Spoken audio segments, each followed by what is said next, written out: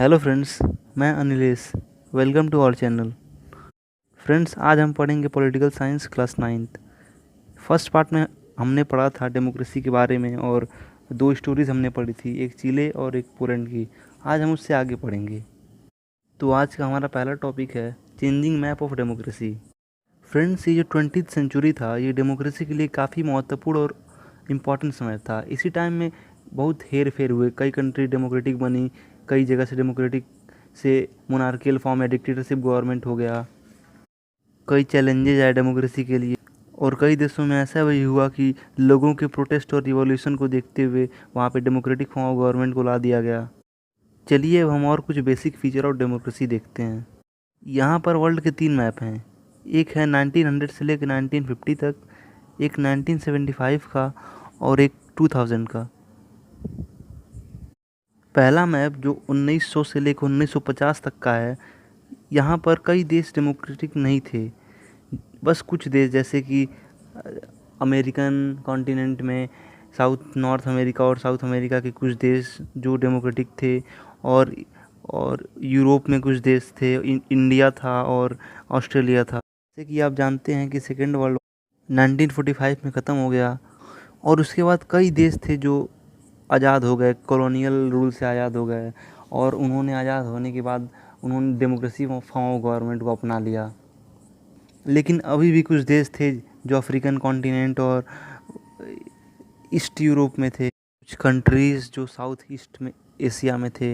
ये सब देश अभी आज़ाद नहीं हुए थे। ये सब देश किसी न किसी यूरोपियन कंट्रीज़ के गुलाम ही थे, या यहाँ पर मोनार्कियल फॉर्म ऑफ गवर्नमेंट था। सेकेंड मैप में जैसे कि आप देख सकते हैं, इन 1975 यहाँ तक कई देश थे जो वो आज़ाद हो चुके थे और डेमोक्रेसी अपना चुके थे। और थर्ड मैप जो कि है 2000 का, और इस साल आप देख सकते हैं कि बहुत से अफ्रीकन कॉन्टिनेंट के कंट्रीज़ भी, Australia, south east Asia including India, Russia, USA and many country of south America, these are gain independent from colonial rule. हमने ये तीनों मैप देखा तो हमारे मन में कुछ क्वेश्चन अराइज हुए कि कैसे डेमोक्रेसी चेंज हो गया, पूरा पैटर्न चेंज हो गया उसका, कैसे एक्सपेंशन हुआ उसका, और कैसे जो डेवलपिंग कंट्री थे जो कॉलोनियल रूल में थे वो कैसे खुद को आज़ाद कर पाए। तो हम यहाँ कुछ मेन पॉइंट समराइज़ करेंगे। हमारा पहला पॉइंट है democracy has expanded throughout the 20th century. जैसे जैसे 20th सेंचुरी बीतता गया वैसे वैसे कई कंट्री वो डेमोक्रेसी को अपनाने लगे। जैसे for example in India, after independence we got an democratic country. 20th century में वर्ल्ड का मॉडर्नाइजेशन भी होने लगा, इंडस्ट्रियलाइजेशन भी होने लगा, इसलिए कई जो अविकसित देश थे वो भी अपने आप को विकसित करने के बारे में सोचने लगे। 20th सेंचुरी में कई देश आज़ाद तो हुए, लेकिन अब भी कुछ ऐसे देश थे जो आज़ाद नहीं हुए थे, जैसे कि नेपाल, सऊदी अरेबिया, यहाँ पे भी मोनार्कियल फॉर्म ऑफ गवर्नमेंट था। और जो अफ्रीकन कॉन्टिनेंट था वहाँ पे ज़्यादा विकास नहीं हुआ था, वहाँ के लोग भी अविकसित थे, तो वो भी खुद को आज़ाद नहीं कर पाए थे। आपने मैप में देखा कि 1950 तक अफ्रीका कॉन्टिनेंट के बस कुछ ही 1, 2 या 3 ही देश थे जो खुद को आज़ाद कर पाए थे और डेमोक्रेटिक फॉर्म ऑफ गवर्नमेंट को अपना पाए थे। सो इस प्रकार डेमोक्रेसी धीरे धीरे पूरे वर्ल्ड में फैलने लगी। फ्रेंड्स, अब हम नया टॉपिक स्टार्ट करेंगे, phases in the expansion of democracy. कैसे कैसे डेमोक्रेसी आगे बढ़ता गया, शुरू में क्या हुआ, बीच में क्या हुआ, और आज कल क्या हो रहा है डेमोक्रेसी को लेके पूरे वर्ल्ड में। फ्रेंड्स, ये जो डेमोक्रेसी की स्टोरी थी वो लगभग 2 सेंचुरी पहले ही शुरू हो चुकी थी। जैसे कि आपने अपने हिस्ट्री के टेक्स्ट बुक में पढ़ा होगा, फ्रेंच रिवॉल्यूशन, जो कि करीब करीब मिडिल 18th सेंचुरी में ही शुरू हो गया था। ये जो फ्रांस में रिवॉल्यूशन हुआ तो वहाँ पे डेमोक्रेसी गवर्नमेंट आई, तो वो हमेशा के लिए नहीं रही। Throughout 19th century democracy change होता रहा, कभी डेमोक्रेसी रहा, फिर कभी डिक्टेटरशिप गवर्नमेंट रहा। जैसे कि आप लोग जानते हैं नेपोलियन बोनापार्टे ने आकर अपना डिक्टेटरशिप गवर्नमेंट लगा दिया। फिर जब वो हार गया बैटल ऑफ वाटरलू में, तो फिर दोबारा फ्रांस में डेमोक्रेसी आ गया। तो इस तरह डेमोक्रेसी में उतार चढ़ाव बढ़ता गया और ऊपर नीचे होता गया। इस प्रकार फ्रेंच रिवॉल्यूशन पूरे यूरोप के लिए एक सीख थी। फ्रांस को ही देख के यूरोप के कई मेन कंट्रीज़ थी वो रिवॉल्यूशन करने लगे और ख़ुद को आज़ाद बनाने का प्रयास करने लगे। ब्रिटेन में भी डेमोक्रेसी के लिए संघर्ष शुरू हो चुका था, लेकिन वहाँ पे जो rate of progress of revolution था बहुत स्लो था। वहाँ लोग धीरे धीरे एकजुट हो रहे थे। 18th और 19th सेंचुरी में कई पॉलिटिकल इवेंट हुए यूरोप में, जो कि मोनार्कियल फॉर्म ऑफ गवर्नमेंट के पावर को कम करने लगा और लोगों के मन में डेमोक्रेसी के प्रति इच्छा को बढ़ाने लगा। लोग चाहने लगे कि हम भी डेमोक्रेटिक गवर्नमेंट में रहें, आज़ाद रहें, हम भी राइट टू वोट मिले, राइट टू चूज़ लीडर का राइट मिले। इसी बीच 1776 में जो ब्रिटिश कॉलोनीज थी नॉर्थ अमेरिका में, वो खुद को इंडिपेंडेंट घोषित कर दी और कुछ साल बाद वो सब कॉलोनीज एकजुट होकर यूनाइटेड स्टेट ऑफ अमेरिका का फॉर्मेशन की। उसके बाद 1787 में उन्होंने कॉन्स्टिट्यूशन अपनाया और डेमोक्रेटिक फॉर्म ऑफ गवर्नमेंट को भी अपना लिया। 19th सेंचुरी में बहुत पॉलिटिकल स्ट्रगल्स हुए।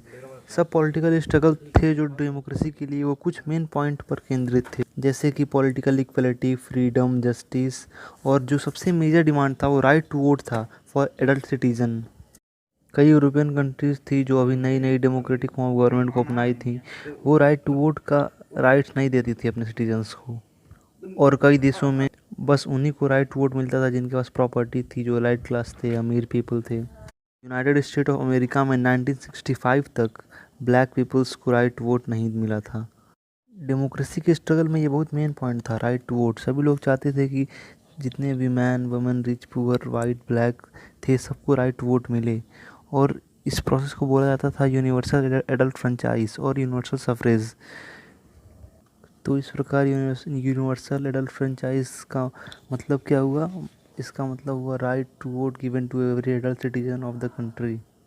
1900 तक न्यूजीलैंड एक ऐसा देश था जहाँ पे यूनिवर्सल एडल्ट फ्रेंचाइज सबको मिल चुका था। Every adult citizen had right to vote in New Zealand since 1900। अब हम पढ़ेंगे एंड ऑफ कॉलोनियलिज्म। कैसे कॉलोनियलिज्म का अंत हुआ। बहुत सालों तक एशिया और अफ्रीका की कई कंट्रीज़ थी जो कॉलोनीज़ थी यूरोपियन कंट्रीज़ के अंडर में। वहाँ के पीपल्स को यूरोपियन गुलाम बना के रखते थे, उनसे काम करवाते थे, उनको पैसा नहीं देते थे और उनका शोषण करते थे। हमारा देश भारत भी उनमें से ही एक था।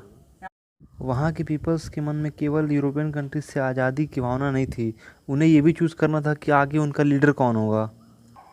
कई गुलाम देश जो थे सेकेंड वर्ल्ड वार के बाद आज़ाद हो, उनमें से हमारा देश इंडिया भी था, जो 1947 में ब्रिटिश गवर्नमेंट से आज़ादी पा लिया। हमारे देश इंडिया में तो एक बार डेमोक्रेसी इस्टेब्लिश होने के बाद यहाँ पर डेमोक्रेसी बनी रही, लेकिन कई देशों में ऐसा नहीं हुआ। जैसे कि हम एग्जांपल लेते हैं घाना की, जो कि एक कंट्री है साउथ वेस्ट अफ्रीका में। घाना भी पहले एक ब्रिटिश की कॉलोनी थी जिसका नाम था गोल्ड कोस्ट। घाना 1957 में ब्रिटिश सरकार से आज़ाद हो गया। पूरे अफ्रीकन कॉन्टिनेंट में घाना एक पहला देश था जो सबसे पहले आज़ादी पाया था किसी कॉलोनियल गवर्नमेंट से। घाना को देखकर ही बाकी सारे अफ्रीकन कंट्रीज़ अपने फ्रीडम के लिए स्ट्रगल करने लगे। कवामे इनकमुरा, कैसे कैसे नाम आ जाते हैं यार। ये एक गोल्ड स्मिथ का बेटा था और प्रोफेशन से एक टीचर था। ये इंडिपेंडेंस के स्ट्रगल में एक्टिव था। After independence Nkrumah become the first prime minister and then president of Ghana. Nkrumah Nehru का बहुत ही अच्छा दोस्त था और एक इंस्पायरेशन था पूरे अफ्रीकन कॉन्टिनेंट में डेमोक्रेट्स का। उसने खुद को पूरे लाइफ के लिए प्रेसिडेंट इलेक्ट करवा लिया था, लेकिन 1966 में मिलिट्री द्वारा उसके गवर्नमेंट को हटा दिया गया। इस प्रकार दुर्भाग्यवश घाना में एक बार डेमोक्रेटिक गवर्नमेंट अपनाने के बाद दोबारा डिक्टेटरशिप गवर्नमेंट का रूल आ गया। अब हम देखेंगे रिसेंट फेज, मतलब कि आफ्टर 1980s कैसे डेमोक्रेसी में उतार चढ़ाव आए, कैसे डेमोक्रेसी में चेंजेस आए। एक मेन जो चेंजेस आया, डिसइंटीग्रेशन ऑफ सोवियत यूनियन। जैसे कि आपने पहले देखा कि पोलैंड में था, पोलैंड पे जो कंट्रोल था वो सोवियत यूनियन का था। उसी प्रकार कई ईस्टर्न यूरोप में जो कम्युनिस्ट कंट्रीज़ थी उसमें सोवियत यूनियन का कंट्रोल था। लेकिन जैसे सोवियत यूनियन डिसइंटीग्रेट हुआ, टूटा कई कंट्रीज़ में, ये सब देश अपने आप को इंडिपेंडेंस घोषित कर दिए, आज़ाद हो गए और वहाँ पर डेमोक्रेसी आ गया।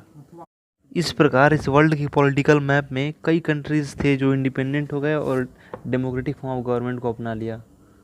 केवल यूरोप में ही नहीं, एशिया में भी डेमोक्रेसी में बहुत उतार चढ़ाव आया है। 1999 में पाकिस्तान में जनरल मुशर्रफ ने आर्मी रूल ला दिया। और नेपाल में किंग ने बहुत पावर छोड़ दिया, जिससे नेपाल एक constitutional monarchial form of government हो गया। लेकिन आगे चलकर 2005 में जो किंग आया वो सब राइट्स को डिसमिस कर दिया और फिर से एक true monarchial form of government का इस्टेब्लिश कर दिया।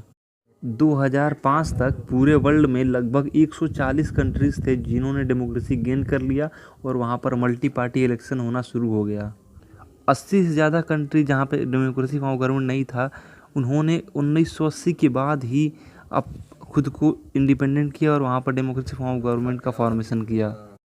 डेमोक्रेसी में इतने मॉडर्नाइजेशन आने के बाद भी आज भी कुछ ऐसे देश जहाँ पर डेमोक्रेसी नहीं है, जहाँ पे पीपल अपने ओपिनियन नहीं व्यक्त कर सकते, जहाँ पे वे अपने लीडर नहीं चूज़ कर सकते।